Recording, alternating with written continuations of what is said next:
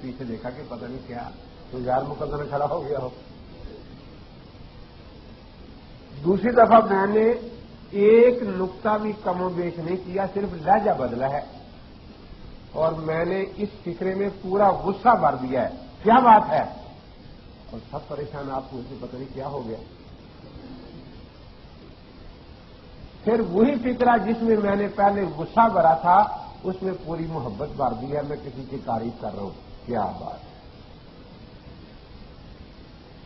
اب یہ فکرہ میرا لکھ کر کاغذ پر کسی کو دیا جائے اور اس نے مجھے میرا لب و لہجہ نہیں دیکھا فکرہ کہتے وقت، تو کچھ سمجھے گا؟ کچھ نہیں سمجھے گا نا. تو معلوم ہوگا کہ صرف الفاظ کافی نہیں، ماحول اور لب و لہجہ بھی دیکھنا چاہیے.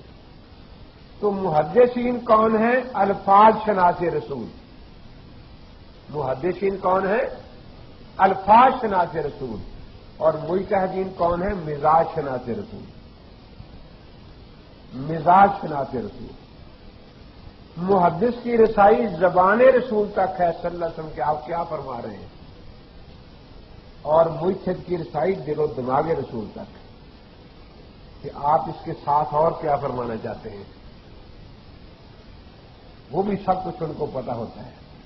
وہ صرف زبان سے سنیں گے اور مجتہد پیشانی بھی پڑ جائے گا کہ حضرت کس انداز میں یہ بات کیا فرما رہے ہیں. اسی لیے محدثین بھی ہماری آنکھوں کی ٹھنڈک ہیں، فقہا بھی ہمارے سر کا تاج ہے. تو ایک محدث کیا محنت کرتا ہے کہ زیادہ سے زیادہ سندیں اکٹھی ہو تاکہ اور یقین ہوتا جائے، غریب حدیث عزیز بن جائے، مشہور بن جائے، متواتر بن جائے. وہ محنت کرتا ہے. حدیث ملی کہ مکھی گر جائے پینے کی چیز میں، اسے غوطہ دے کے نکال کے پھینک دو، چیز پاک ہے. اب ایک محدث نے کئی 100 میل کا سفر کیا، وہاں پہنچا، وہاں پہنچا، وہاں پہنچا، 100 سندیں اکٹھی کر کے اب اتنی محنت کے بعد آ کر بیٹھ گیا پڑھانے کے لیے. ایک آدمی مسئلہ پوچھنے آ گیا کہ حضرت مکھی گر گئی ہے. اب جو آدمی محنت سے چیز کرتا ہے نا اس کو بڑی محبت سے بیان کرتا ہے. وہ ایک سند بیان کر رہے ہیں، پھر واقعہ ہم سفر میں گئے، وہاں گئے بصرے میں، وہاں فلاں محدث سے بھی میں نے یہ پھر بیان کر رہا ہے. پھر میں یمن گیا، وہاں سے میں نے حدیث سنی، اس نے کچھ 10-12 سندیں سنا دی. اتنے میں ایک آدمی آ گیا کہ مجھے شربت بنایا تھا، اس میں مچھر گر گیا ہے، ذرا اس کی حدیث بھی سنا دیں. وہ کہتا ہے میں نے حدیث سن کے نکلنا ہے. اب محدث صاحب خاموش، کہاں سے سنائے.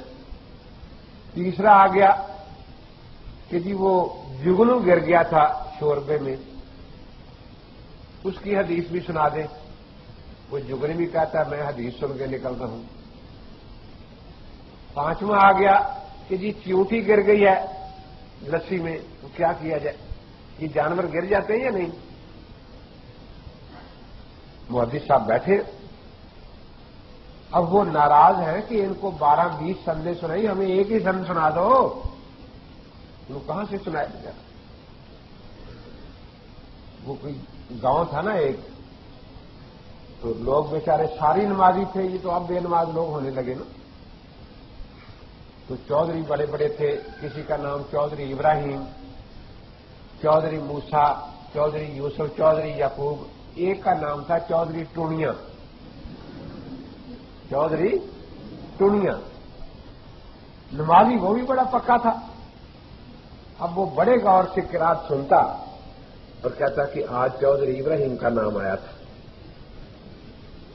آج چودھری یوسف کا نام آیا تھا. اب کئی مہینے گزر گئے، چودھری ٹونیے کا نام ہی نہ آئے گا.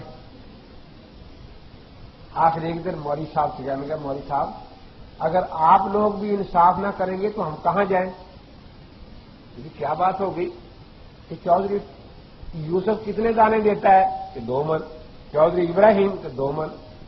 ان کا نام تو ہفتے میں ایک دفعہ آ جاتا ہے اور میرا مہینے گزر گئے ایک دفعہ بھی نہیں آیا.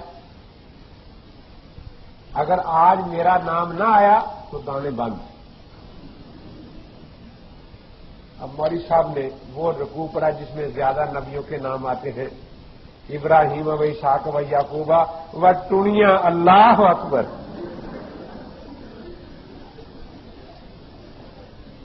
وہ چودھری ٹونیاں اتنا خوش ہوا کہ اس وقت نیت توڑ کے جا کے تھپکی دی کہ 4 من لانے بھیجوں گا۔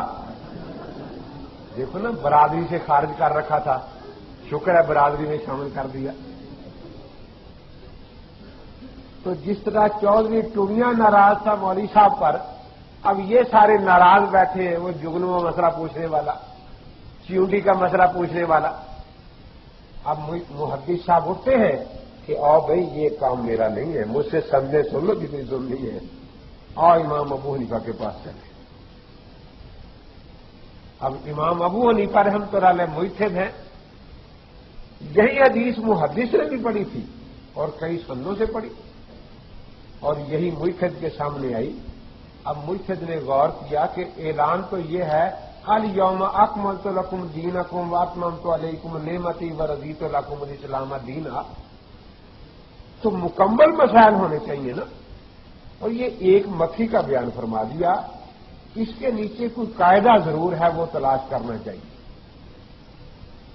اب مجتہد کے ایک ہاتھ میں قرآن ہے امام صاحب کے، ایک میں حدیث ہے کہ جہاں حرام اور ناپاک چیزوں کا ذکر آیا وہاں دم مسفوح کا ذکر ہے، وہ خون جو رگوں میں دوڑ پھر رہا ہے۔ ادھر حدیث میں مکھی کا ذکر ہے، دیکھا کہ مکھی میں یہ خون نہیں ہوتا جو رگوں میں دوڑنے پھرنے والا خون دم مسفوح مکھی میں۔ اب انہوں نے اسی حدیث سے ایک قاعدہ نکال لیا کہ ہر وہ جانور جس کی رگوں میں دوڑنے پھرنے والا خون نہیں ہے، اس کے گرنے سے چیز ناپاک نہیں ہوتی۔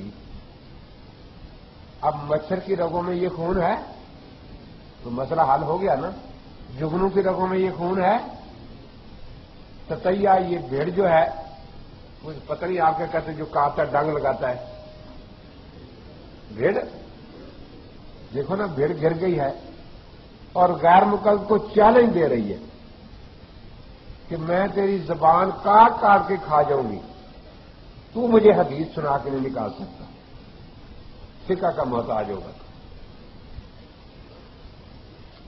اب دیکھو جتنے بھی دنیا بھر میں جانور ہوں گے، کئی ایسے جانور ہیں جو یہاں ہوتے ہی نہیں، ان سب کا حکم معلوم ہو گیا کہ ہر وہ جانور تھا وہ دنیا میں 2000 کی تعداد میں ہو، 1000 کی تعداد میں ہو، جس کی رگوں میں دوڑنے پھرنے والا خون نہیں ہے، اس کے گرنے سے چیز ناپاک نہیں ہوتی۔